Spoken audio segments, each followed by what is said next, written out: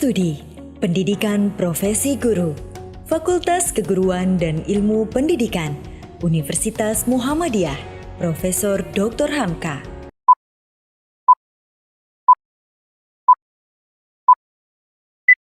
Assalamualaikum. Nama Nurbaiti Febrisani Ramber, PPG Daljab Angkatan 3. Pertemuan kedua, PPL Siklus 2. SMA Negeri 12 Kota Bekasi. Pendahuluan. Orientasi. Guru menyapa peserta didik dengan memberikan salam dan menanyakan kondisi siswa, karakter empati. Oke, bismillahirrahmanirrahim. Assalamualaikum warahmatullahi wabarakatuh. Waalaikumsalam warahmatullahi wabarakatuh. Selamat pagi semuanya.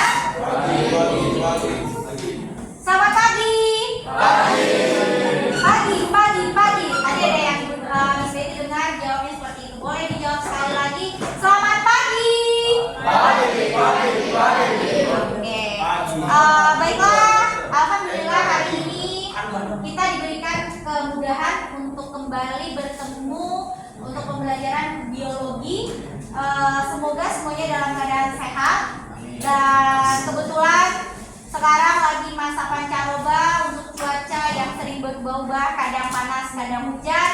Tetap dijaga kesehatannya, tetap dijaga staminanya untuk tetap bisa mengikuti kegiatan sehari-hari. Yes, siapa yang gak hadir hari ini? Ya ada. Nihil. Oke. Miss Betty mau minta ketua kelas silakan untuk maju ke depan untuk memimpin kegiatan pembelajaran baca doa. Silakan. Ayo Pak. Oh, lagi nggak enak badan. Boleh diwakili ya, Bo. Sebelum kita memulai pelajaran biologi hari ini, alangkah baiknya kita berdoa terlebih dahulu. Berdoa dimulai.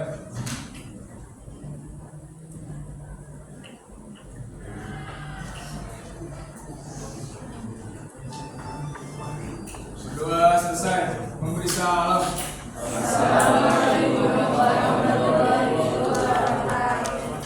Waalaikumsalam warahmatullahi wabarakatuh. Oke, menindaklanjuti kegiatan kita yang kemarin. Sebelum kita masuk untuk baik itu presentasi atau kalian akan menampilkan hasil kegiatan kalian, sebelumnya Miss Betty mau bertanya dulu nih. Terkait tugas yang kemarin itu adalah mengenai apa temanya? Gangguan pernapasan. Dalam kehidupan sehari-hari sebenarnya kita sering melihat hal tersebut, benar nggak? Benar ya. Dalam pretest yang sebelumnya ada Miss Betty share, di sana Miss Betty juga menyampaikan ada beberapa gangguan-gangguan. Yang paling sering kita lihat, yang selalu berhadapan dengan kita, bahkan tidak menutup kemungkinan ada salah satu di antara kita yang dapat atau salah satu dari anggota keluarga kita yang melakukan hal itu. Misalnya itu apa? Merokok ya. Apa sih bahaya merokok itu? Bahkan di dalam kotak rokok di situ dijelaskan dengan gamblang atau enggak? Dengan secara terbuka jelas dia memperlihatkan bagaimana pengaruhnya, tak hanya memperlihatkan pengaruhnya. Bahkan di kotak itu tersebut ciri-ciri orang yang sudah terkena gangguan pada saluran pernapasan diakibatkan merokok itu apa? Apa kanker ya? Yang sampai habis bagian ininya, bagian tenggorokannya, lidahnya, terus apalagi yang biasanya digerogotin sama gangguan-gangguan tersebut. Oke, untuk hari ini siapa yang bisa mengungkapkan, menjelaskan kendala yang ia temukan pada saat mencari tahu informasi mengenai gangguan pernapasan sebagai bahan informasi untuk persiapan pembuatan proyeknya? Coba. Kelompok yang aktif, kita udah siap untuk membuat nilai keaktifannya. Ayo, ya boleh. Coba. Kendala yang kelompok kamu temukan apa? Saat mencari hasilnya itu informasinya itu kadang agak beda. Artinya sama dengan ketika ada satu kelompok gibah, ya kan?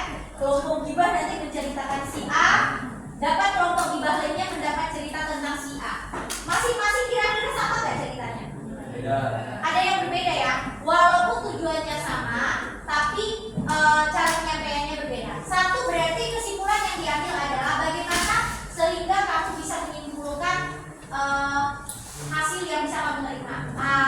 Dengan cara apa? Kalau memanusiakan. Kita melakukan satu yang dengan materi yang paling banyak muncul, yang misalkan kita ada perbedaan-perbedaan. Ya. Nah itu yang paling banyak munculnya itu. Oh, yang paling banyak muncul, betul. Dan dicari dan dimaknai mana sesungguhnya yang hampir bersamaan dengan banyak hal itu ya, yang berkaitan. Bahkan sebenarnya kalau di Google itu banyak yang muncul. Kalau kita tidak bisa menyaring informasi, itu yang berakibat fatal bagi kita, ya. Itu yang berakibat fatal bagi kita. Karena apa? Bisa saja apapun yang kita ketik, misalnya apa ya? Mencari resep buat apa? Resep buat masakan gitu. Nasi goreng bahkan bisa beda, ya kan? Nah, tinggal kita mencari tahu, mengumpulkan data seperti yang dilakukan teman kalian tadi, betul? Dikumpulkan data sebanyak-banyaknya lalu dicari tahu mana yang terbaik. Seperti itu ya. Ada lagi kelompok lain, kelompok berapa kan? Namanya Kelompok apa nama kelompoknya? TBC. Oh ya, kelompok TBC.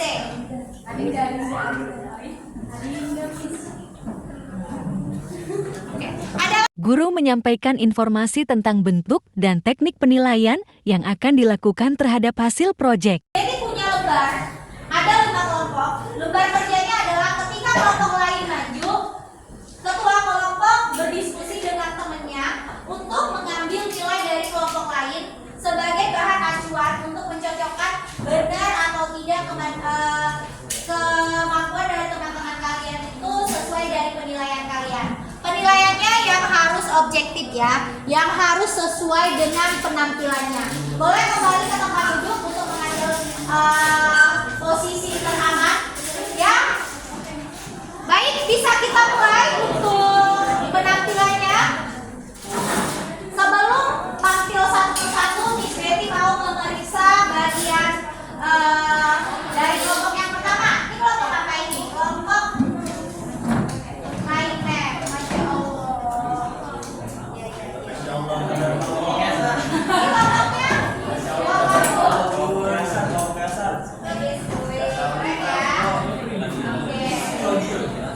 Ada lagi? Ini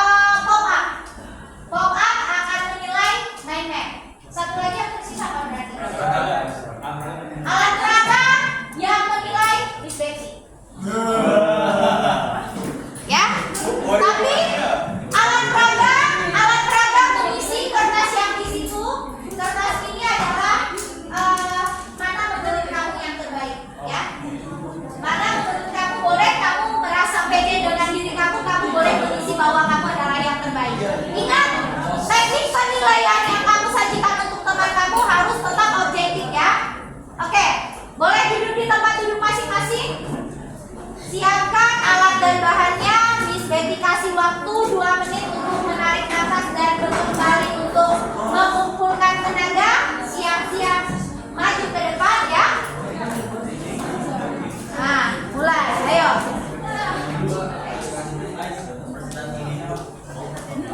Guru mengarahkan peserta didik untuk tampil presentasi sesuai dengan materi yang telah dipilih di pertemuan sebelumnya.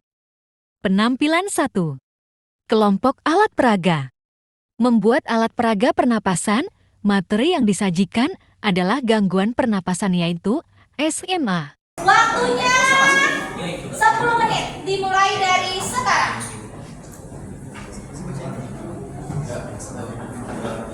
Assalamualaikum warahmatullahi wabarakatuh. Waalaikumsalam warahmatullahi wabarakatuh. Selamat pagi.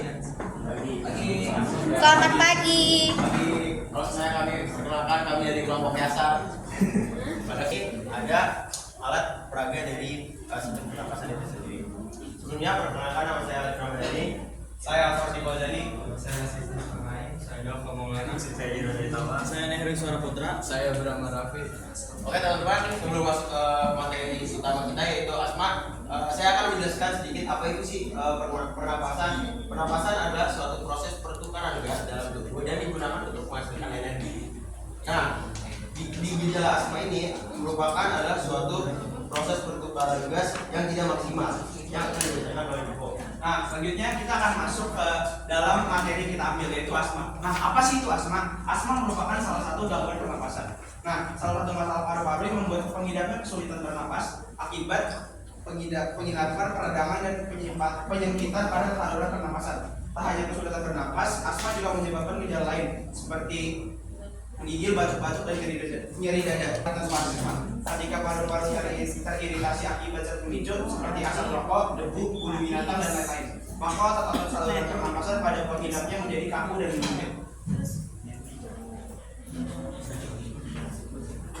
Selanjutnya saya akan menjelaskan beberapa gejala-gejala asma. Nah, jadi yang biasanya itu yang paling umum itu ada sesak dada, biasanya itu nyeri pada dada. Selanjutnya ada batuk. Nah, batuk ini biasa terjadi pada malam hari atau pada dini hari.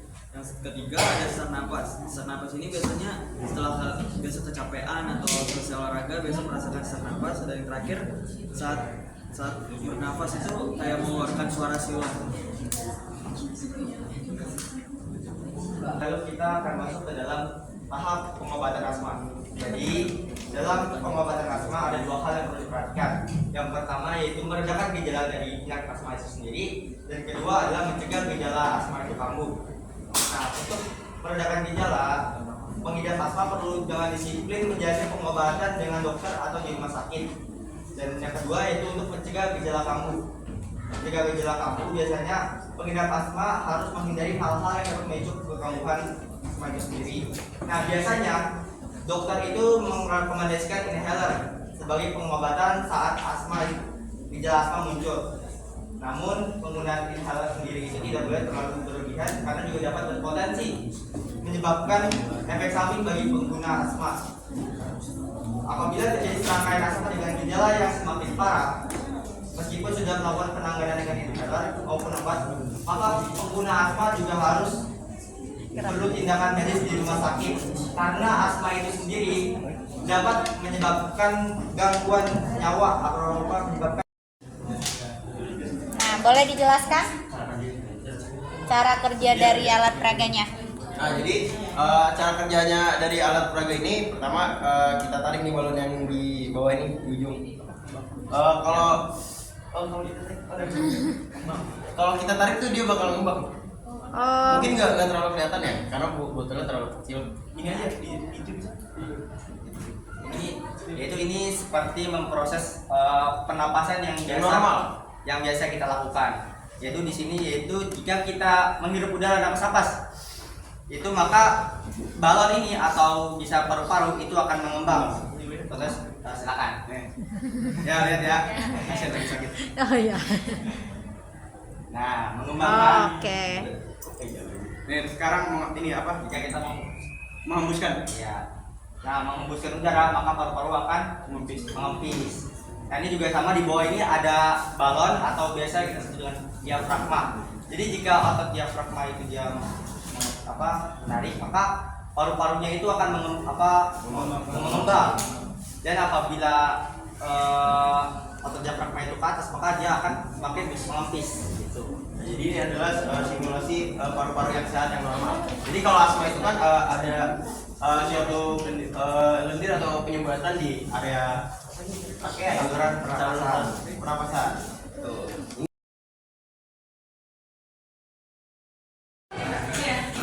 Assalamualaikum warahmatullahi wabarakatuh. Waalaikumsalam. Jadi kami ada pantun nih, mohon didengerin ya.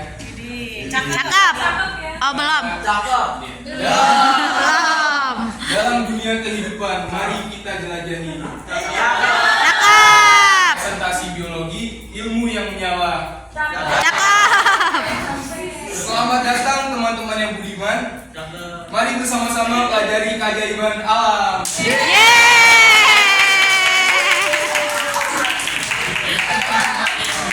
Dah nyambung ya, nyambung kan? Nyambung. Bagi semua ya. Pada kesempatan kali ini saya dan teman-teman saya akan menampilkan sebuah karya video animasi terkait penyakit alat pernapasan.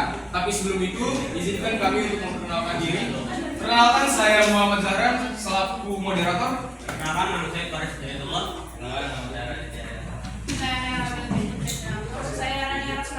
Saya Fadil Azimi. Saya Muhammad Akbar Ibrahim. Oke. Selanjutnya kita masuk ke latar belakang dari penyakit flu burung ini yang akan dibacakan oleh Faris. Oke, latar belakangnya adalah dalam menciptakan animasi flu burung ini, latar belakangnya adalah edukasi yang mengikat dan bermanfaat.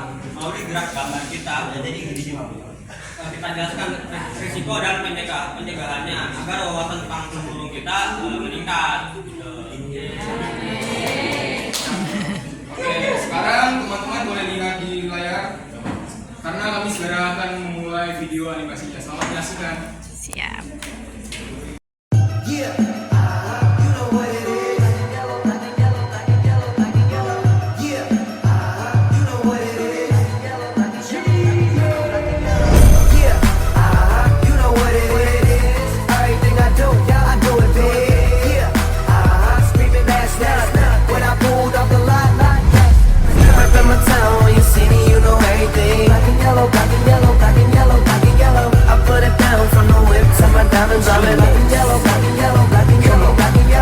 Big Snoop Dogg and Wiz Khalifa. See on the West Coast, I'm the big chief, the Grim Reaper. Make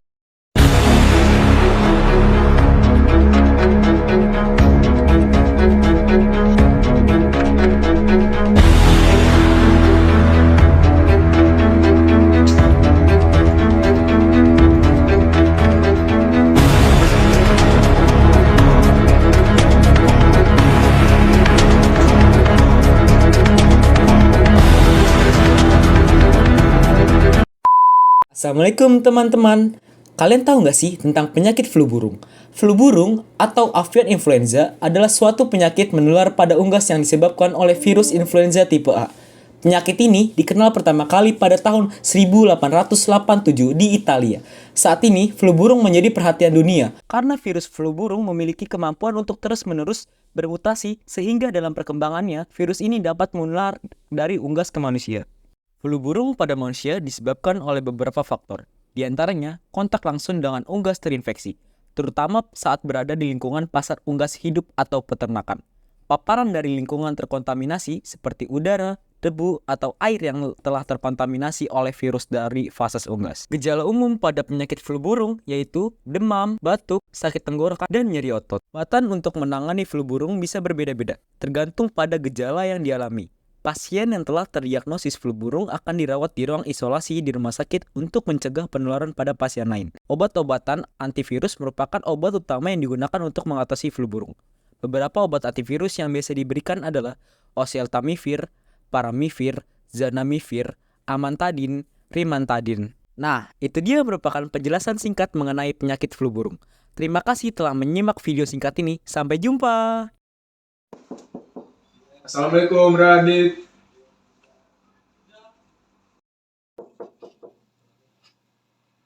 Waalaikumsalam. Iya, sebentar.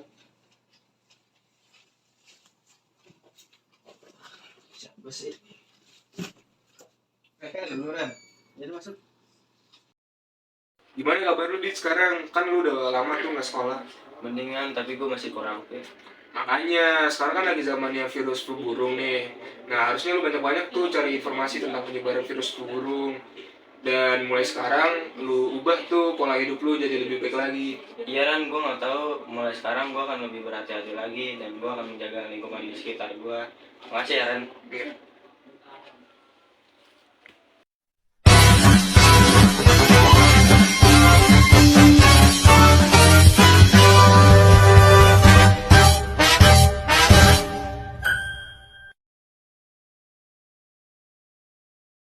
Assalamualaikum warahmatullahi wabarakatuh.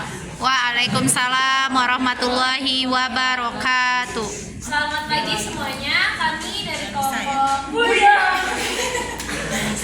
dalam kesempatan kali ini kami akan membagikan isi dari PPT kami yang berjudul penyakit emfisema. Sebelumnya perkenalkan, nama saya Nayla Primata Agusta. Nama saya Rizky Nora Bayani. Nama saya Kayla Syahda.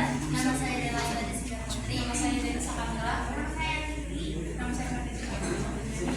Jadi teman-teman semuanya, penyakit emfisema ini merupakan salah satu penyakit gangguan pernapasan. Pernapasan sendiri yaitu proses masuknya oksigen ke dalam tubuh dan pelepasan karbon dioksida keluar tubuh. Tujuan bernapas yakni untuk memenuhi kebutuhan kadar oksigen yang diperlukan oleh tubuh juga. Sedangkan gangguan pernapasan dan sendiri yaitu kondisi ketika seseorang mengalami kesulitan bernapas, dada yang terasa seperti diikat, atau leher terasa seperti tercekik. Contoh gangguan pernapasan itu diantaranya asma, emfisema, pneumonia, dan kanker paru. Tapi pada kesempatan kali ini kami memfokuskan pada penyakit gangguan pernapasan yaitu emfisema. Emfisema adalah penyakit yang menyerang paru-paru dan termasuk ke dalam kelompok PPOK, penyakit paru obstruktif kronik. Penyakit ini menyebabkan kerusakan pada jadi emfisema ini kan penyebab utamanya tadi karena merokok ya. Tapi ada nggak sih penyebab lain selain merokok kayak ada hubungannya nggak emfisema sama paparan polusi udara? Jadi seseorang itu bisa nggak kena emfisema karena kena paparan polusi udara?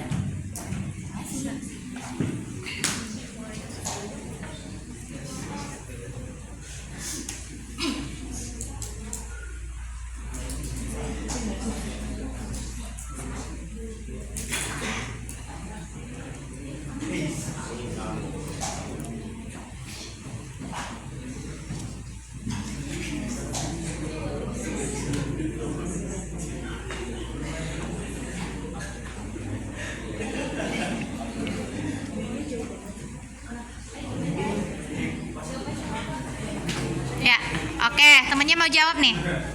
Iya bisa, karena paparan polusi udara, terutama polutan seperti asap rokok, bisa dapat meningkatkan resiko terjadinya emfisema.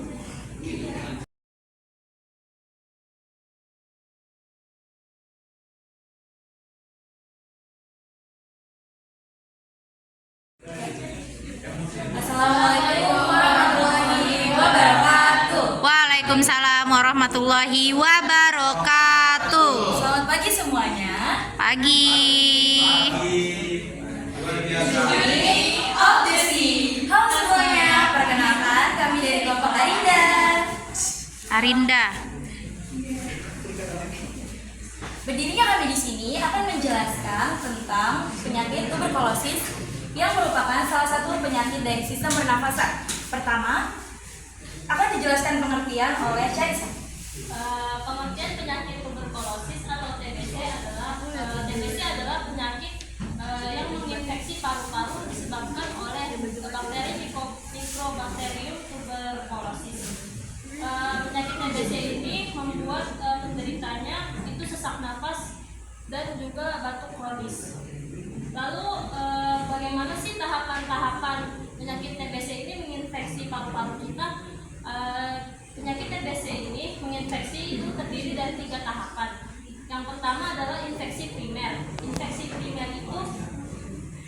primer itu saat kita menghirup udara yang di dalam udara itu terdapat bakteri tuberkulosis. Nah, saat kita menghirup udara itu, bakteri tuberkulosis akan turun ke paru-paru dan berkembang biak. Yang kedua ada infeksi laten. Infeksi laten itu saat setelah bakteri berkembang biak, sistem imun atau kekebalan tubuh itu berhasil melawan bakteri-bakteri tersebut, sehingga bakteri tersebut akan mengalami fase tertidur yang mengakibatkan penderita TBC laten itu tidak merasakan gejala apa-apa. Lalu yang ketiga ada infeksi aktif. Infeksi aktif itu kebalikan dari infeksi laten, di mana sistem kekebalan tubuh atau sistem imun itu tidak dapat melawan penyakit TBC-nya, sehingga penderita TBC akan mengalami gejala-gejala TBC. Ya, alhamdulillah, boleh duduk kembali kakak semuanya. Waktunya tinggal 15 menit lagi untuk penutupan. Kita refleksi dulu dan kita cari tahu dulu apa sih yang perlu kita perbaiki, apa yang perlu kita tingkatkan dari pertemuan kita hari ini. Oke, 5 kelompok yang sudah maju. Alhamdulillah, Miss Betty perhatiin semua punya kelebihan dan kekurangan masing-masing ya. Tapi sebagai manusia biasa, kita sudah mempersiapkan semaksimal mungkin apa yang kita mampu, sudah kita kerahkan segala kemampuan kita untuk menampilkan yang terbaik. Untuk sekarang, Miss Betty mau dong 1 orang untuk mengungkapkan bagaimana kerja kegiatan kita hari ini di mata kamu. Kalau kemarin kan Miss Betty kebagiannya dengan kertas ya, bahagia atau tidak bahagia. Sekarang Miss Betty butuh 1 orang untuk refleksi baik atau senang atau tidaknya, menyenangkan atau menyedihkan, atau ya biasa saja boleh. Silakan Kak. Happy. Terkadang kita punya rasa bahagia. Aku bahagia karena hari ini aku dari rumah tadi udah minum susu, udah makan. Aku sedih karena aku emang lagi lapar gitu. Berarti punya alasan. Happy-nya karena apa dulu?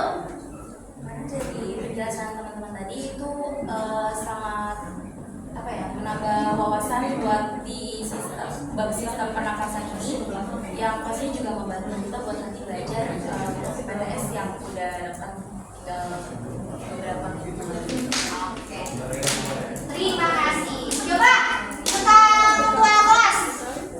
Coba kesimpulannya dari 5 materi ini, apa yang bisa kamu simpulkan?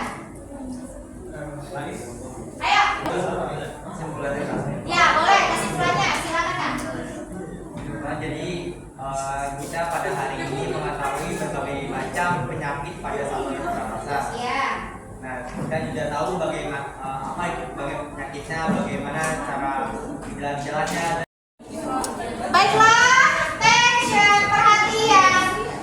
Alhamdulillah kegiatan kita udah selesai, semuanya udah selesai, dan kesimpulan, refleksi, dan kegiatannya sudah sangat runut dari awal. Silakan, kita mungkin udah mau istirahat, udah lapar dan segala macam. Silakan kakak ketua kelas ditutup untuk pertemuan hari ini. Oke, perhatian semuanya. Siap. Mari kita berdoa sebelum menutup pelajaran pada hari ini. Kita bikin doa untuk masing-masing. Doa dimulai.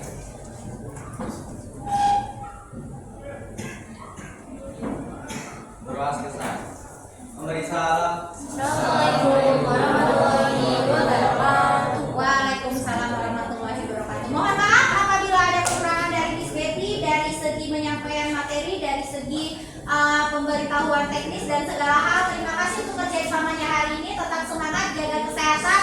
Assalamualaikum warahmatullahi wabarakatuh. Waalaikumsalam.